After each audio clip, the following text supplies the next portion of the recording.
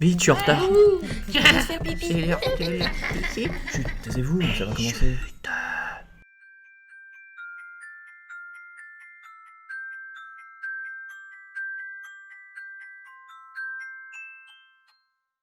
Les tutos. Tuto. Le pantin renard. Bonjour à toutes et à tous. C'est parti pour le 11e tuto-co. Cette semaine, on va faire un petit pantin renard. Enfin, moi j'ai choisi un renard, mais le principe est le même pour n'importe quelle forme. Tu peux soit t'en servir en décor, planté dans le pot d'une plante par exemple, soit en accessoire de jeu ou pour faire du stop motion. Pour ce tuto, il te faudra des feuilles de couleur, selon la couleur que tu veux donner à ton pantin, une paire de ciseaux à papier, un crayon, une gomme, des feutres et stylos noirs, des crayons couleur, un tube de colle, des attaches parisiennes et un pic ou une baguette en bois. Commence par choisir et dessiner ton projet. Moi, c'est un renard à collerette, mais par exemple, si je fais un lapin avec des ailes, il faut que je le dessine une première fois, puis que je le divise en nombre d'éléments dont j'aurai besoin pour le construire. Les ailes, les jambes, les bras, le corps par exemple.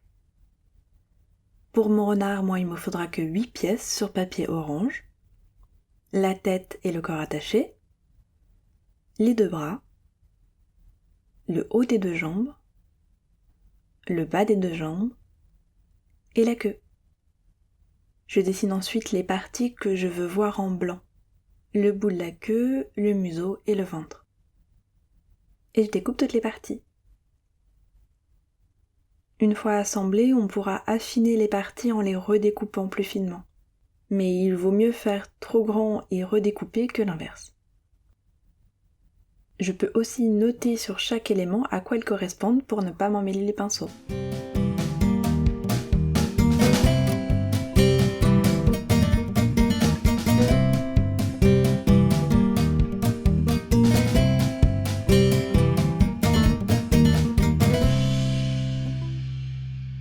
Et voilà.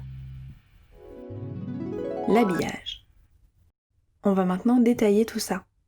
Je vais faire une collerette à mon renard. Sachez que le principe est le même pour un t-shirt ou des chaussettes.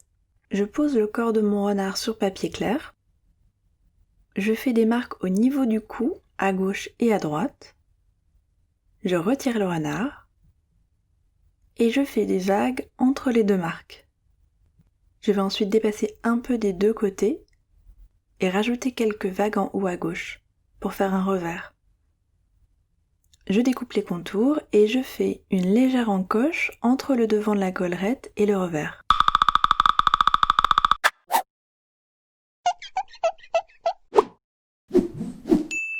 Et voilà, je peux enfiler ma collerette. Je vais maintenant recouvrir le bout de la queue de blanc.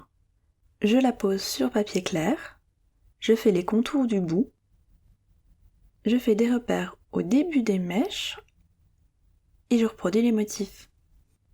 Et je découpe.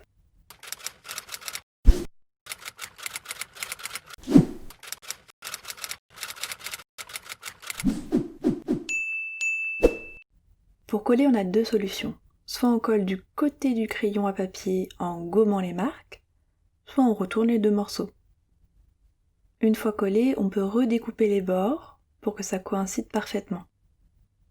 Pour le ventre et le museau, tu peux utiliser la même technique, ou comme moi, prendre un crayon blanc.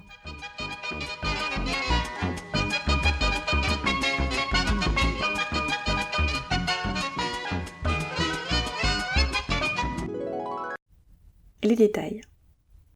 Avec les feutres fins noirs, on peut maintenant dessiner le museau, repasser le contour du pelage blanc et faire des oreilles en triangle et un petit œil ovale. Tu peux ensuite ajouter un peu de texture, comme par exemple des petits points sur certaines zones.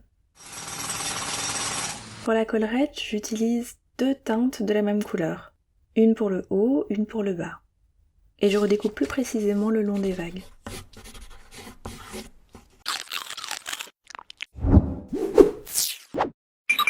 Enfin, je décore la queue en commençant à l'endroit où elle apparaît derrière le corps du renard. Je fais les coussinets des bras et j'ajoute les pointillés. Pareil pour les jambes. Tu peux comme moi affiner les pieds en les redécoupant un peu.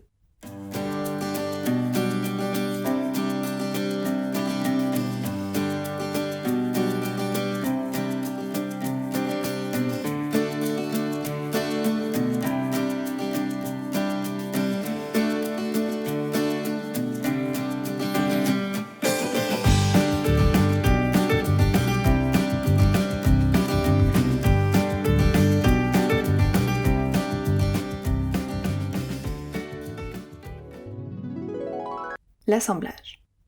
Tu vois que comme mon renard est de profil, les bras et les jambes du côté de son museau viennent par l'arrière, puisque son épaule gauche est cachée. Tu peux faire le test en te regardant dans un miroir si tu as un doute. Pour assembler, je colle d'abord ma collerette, je prends ensuite mes attaches parisiennes, il y en a de toutes petites et colorées en magasin créatif. Pour ce modèle, je vais avoir 6 attaches, 7 si je fais aussi la queue.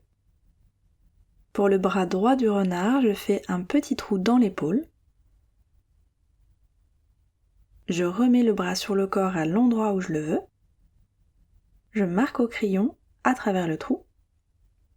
Je fais un trou sur le corps à l'endroit de la marque. J'aligne les deux parties et je mets l'attache. Même chose pour les jambes. À noter juste que le bas de la jambe, le mollet, va sous la cuisse. Pour l'autre côté, c'est le même principe, sauf que l'épaule et la hanche viennent du dessous, et donc il faudra regarder derrière pour faire la marque et le trou.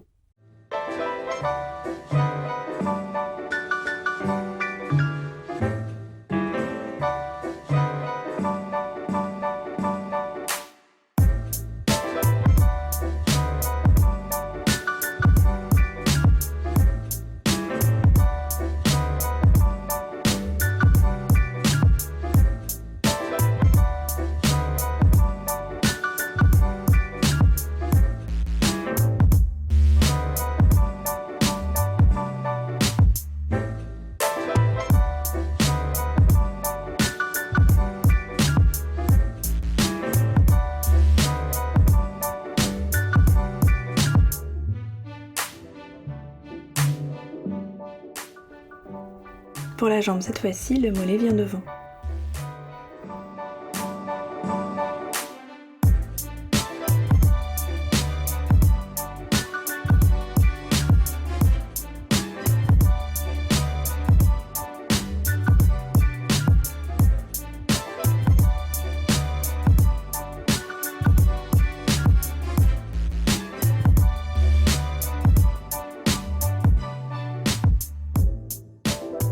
Moi, j'ai décidé de ne pas rendre mobile la queue, pour ne pas avoir une attache en plus. Je l'ai collée.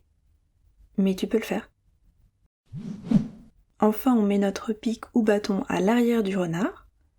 On met un petit bout de scotch ou de la colle. Et voilà. Avec cette méthode, on peut animer des séquences en stop motion, image par image. On a l'impression que le personnage bouge, mais c'est juste qu'on enlève tous les passages avec les mains. Et voilà, c'est tout pour aujourd'hui. Je serais ravie de voir ton petit pantin, alors n'hésite pas à m'envoyer des photos ou un message sur la chaîne YouTube des Tutoco.